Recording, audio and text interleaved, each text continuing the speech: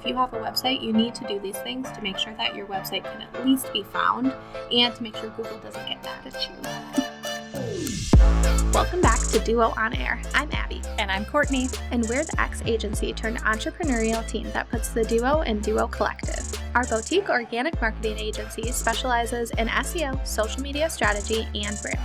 We're an everyday pair of business besties / marketing experts obsessed with helping our community learn more about what it takes to run a business. Which is why on Duo On Air, we're not holding anything back. We're giving you all the info we know about how to grow your business organically so you can be the confident CEO you were made to be.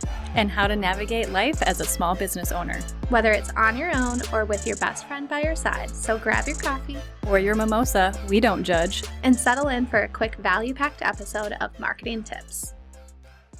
So if you are listening to this episode, it is likely that you know you need SEO, but you don't know what it is and you don't know why you need it.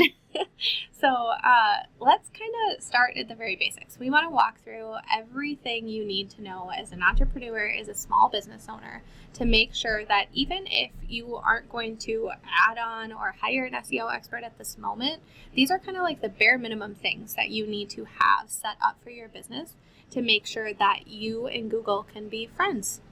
So let's kind of start at the very beginning and talk about what the heck SEO is. So SEO stands for search engine optimization. So it's a fancy, complicated term for optimizing or making your website better for a search engine like Google. So really, if you think about your audience, they are typing in, think about what they're typing into that Google search bar. What things are they typing in to find you? You want to make sure that your website pops up for those, and the only way your website is going to appear on Google for that is if it's optimized with things for SEO. So that is really why it matters. You want your website to be found. You don't want to have to depend on Instagram and Facebook and word of mouth always and forever for your business. Because if you think about yourself as a user, how many times a day do you turn to Google? Like a lot. So I think that is something that we often forget about, is it's this whole other asset that you should be considering as a driver for your business. So here's just a few basics. One of the very first things that you should do when you are starting a business, the second you have an online website, is to set up a Google Analytics account. Google Analytics is a forward tracking platform. So the second you have that code embedded into your website, it will start tracking information, but it can't capture any past information. So this is our very first question that we ask to all of our clients is, do you have Google Analytics? And if you do, then that's awesome. We have data to look at. We can see who's coming to your website and we can see how they're coming to your website. So that's one of the coolest things, is seeing how and where they're coming from. Are they coming from Facebook? Are they coming from Google? Are they coming from a link because someone included you in their email? Seeing how people are finding you is so important to help you craft a strategy moving forward. And luckily, the step is pretty simple. You just need to go to googleanalytics.com, type in your website, grab a tracking code. There's tons and tons of tutorials out there to show you how to apply that tracking code to your website provider. So just Google Analytics and show it. Google Analytics and Shopify. Google Analytics and Wix, whatever it may be. Just type in that into Google and follow the tutorials to get it all set up. So the second piece is making sure that your website is secure. So this is super easy again. If you look up in your search bar and you're wondering, how do I know if my website is secure? Am I safe? Just look at your www. If it says HTTPS, it's secure. You're good. You did it. If it says HTTP, then your site is unsecure. And that just means that you need to, it's a really fancy term for an SSL certificate. However, it's pretty easy. Typically, all you need to do, again, same process as before. Just Google how to make my site secure for Shopify, for Showit, for Squarespace, for Wix, whatever it may be. A lot of times customer service can really help you just submit that certificate, but it's definitely something that you need in order to rank on Google. Next, keywords. This is probably my favorite thing about SEO. And the keyword is what you are actually typing into Google to find something. So anytime you go to Google and start typing in, got any good examples? Why did my hair turn green after swimming in the pool? So you type in, why did my hair turn green after swimming in the pool? And a lot of that is keyword focused. So when those results pop up on Google, it's because all of those people have the solution for what you just Googled. And the reason that they have that is because they're infusing those keywords, so those words that were in your Google search, into their website, because they know that you're searching for it. They have the solution, so they want to make sure that their site is well optimized with those keywords so that they rank number one on Google. I have searched for that before too. Oh, that's unfortunate. Blonde hair problems. So keywords are a big part of SEO, and this will probably have its own episode eventually. But at the very core of it, it is what you are putting into Google when you're trying to find an answer or a solution or a product. And it's just it's such a powerful tool you need to consider, especially throughout the content of your site when you're blogging, and just making sure that you're using those keywords throughout that site to answer those people's problems or solve their questions or bring them the product that they want. And the better that your site is optimized with those keywords and the way you use them, the higher up you'll rank. Yeah. If you're not sure where to start with this too, like if you struggle with what keywords is my audience using, just try and put on your audience's hat. Try to think about what they're typing in. What problems do you solve for them? Because those are likely keywords that they're using to find people like you or people related to you. And if you really aren't sure what that is, look at your competitors' websites. What keywords are your competitors using on their websites that feel really relevant to you?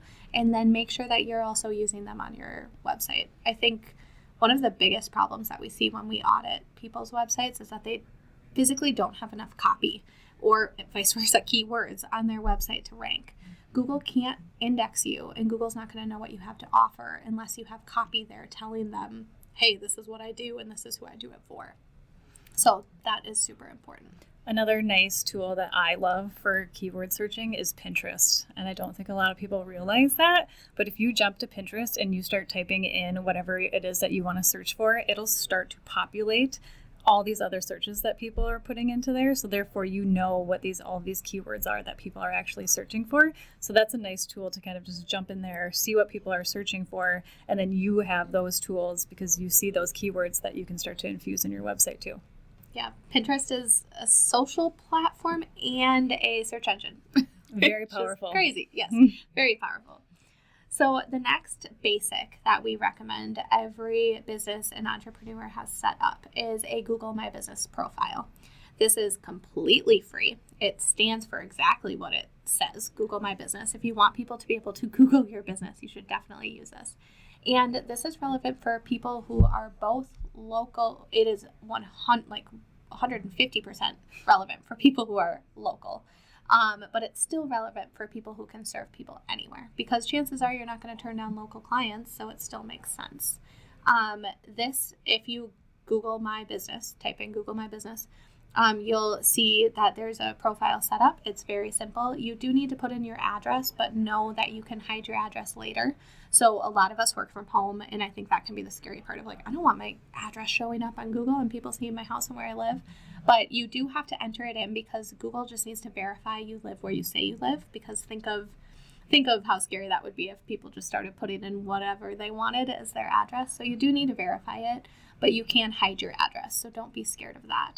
But this is essential in making sure just Google knows you and people can actually search for you. So if you think about all of those searches of people who are typing in hairstylist near me, photographer near me, copywriter near me, coffee shop near me, you're typing in all of this stuff with a near me tag, that triggers maps and it triggers Google profiles to pop up first. So that will really help drive business for you. So if you are local, this is a necessity that you need. And if you are worldwide, if you can serve anyone anywhere, you shouldn't do the world is your location. We see this often too. We see people type in like, oh, I serve the whole world, so I'm not going to pinpoint a location. Google My Business is meant to be a local opportunity, so you should still put in your local location, and just you can mention in your description that you serve everyone everywhere. So yeah. With that, the next one is starting a blog. We urge so many people that are struggling with SEO on their website. If they don't have a blog, we strongly urge them to start a blog.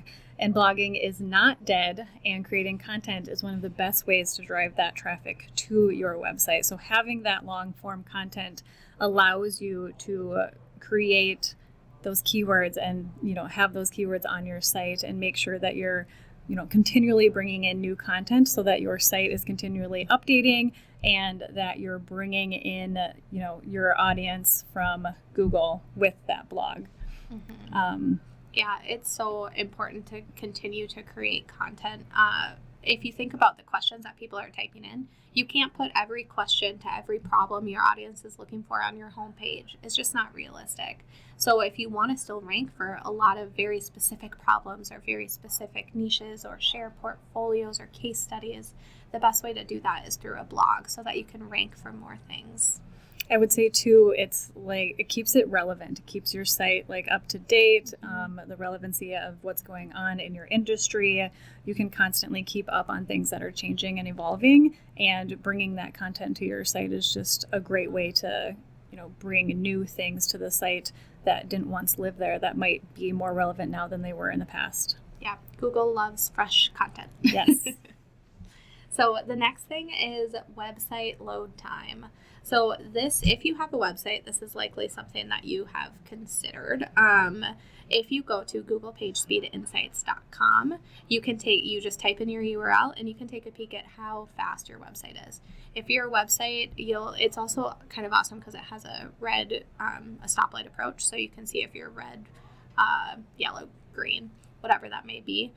Most people are going to be in the yellow, I'd say, for the most part. It is hard to get in the green for mobile. It's just tough, but it's getting that number as high as possible. And if you're in the red, you definitely should be making some adjustments. I believe 4 seconds is like the absolute max. But can you imagine waiting for a website to load for 4 seconds? Like, most of us just disappear. I think it's like a 2-second. It is. I believe stat. It's 2. Yeah, it's 2 seconds. If you don't have your site loaded, then people just don't have time to wait. We're very impatient, which is pretty sad. But if your site's not loading immediately, you're going to lose them. Mm-hmm. Yeah.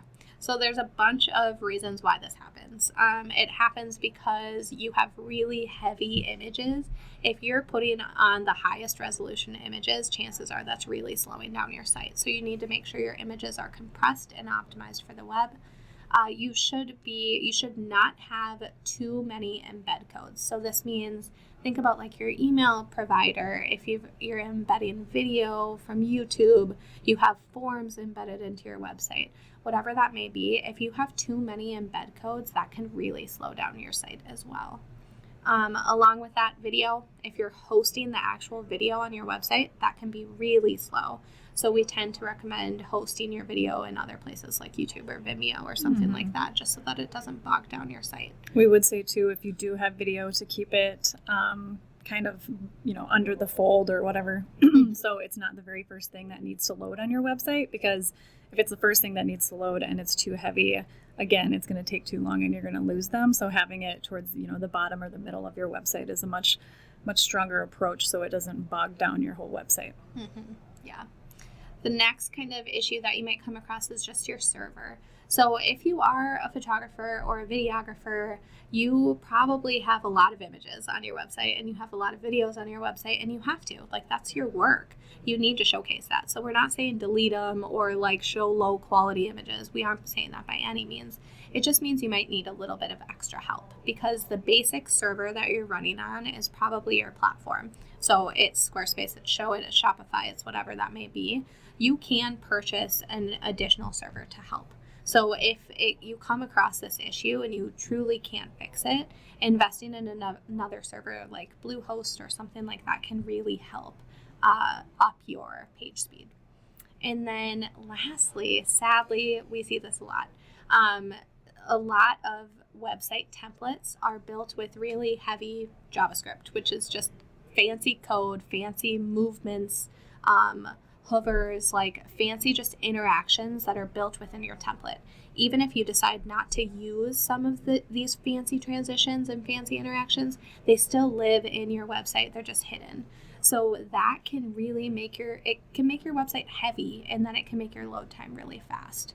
So if we always recommend, if you're purchasing a website for a website template, just do the due diligence of asking the creator or just checking to see if their preview, you can oftentimes type that preview link into Google PageSpeed Insights and see how the preview performs.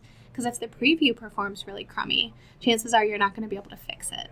So we always recommend that because that's just so important. Because once you purchase a template, sometimes those templates can be super expensive too.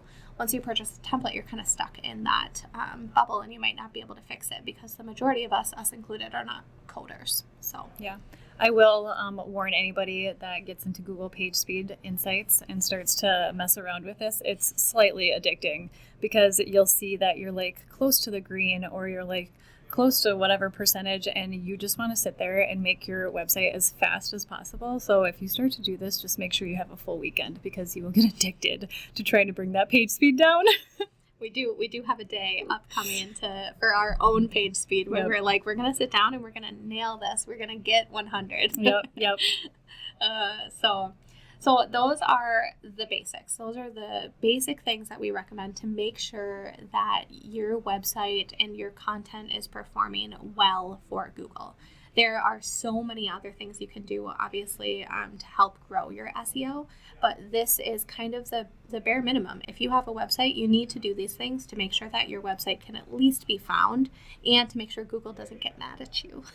And you also have to remember that SEO is not a sprint, it's a marathon. So this is something that is not going to happen overnight. If you went in and you did all of these things today, after you got done listening to this, it's going to take a while for that to kick in. It's not one of those instantaneous things that you're going to start seeing results right away. So I think the thing is just to be patient with it, but to know that it's doing all of its work in the background, and it'll eventually pay off. Yeah, we always wait at least 3 to 4 months, if not longer, for our client audits before we actually take a peek at how performance is running. So no, it is the long game, but once you are optimized and your website and your content is set up, it can reap the benefits for years to come. A long time. If you like this episode, be sure to share it with a friend or tag us on Instagram, Duo On Air Podcast. We are also hosting a little giveaway each week.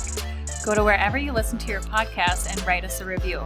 For each review, we'll be entering you into a drawing for a chance to win a curated box of the Duo's favorite things. And if you know us, we love coffee, small businesses, and we're definitely not above graphic tees. So go ahead, head out right now and write us a review. See you next time, friends.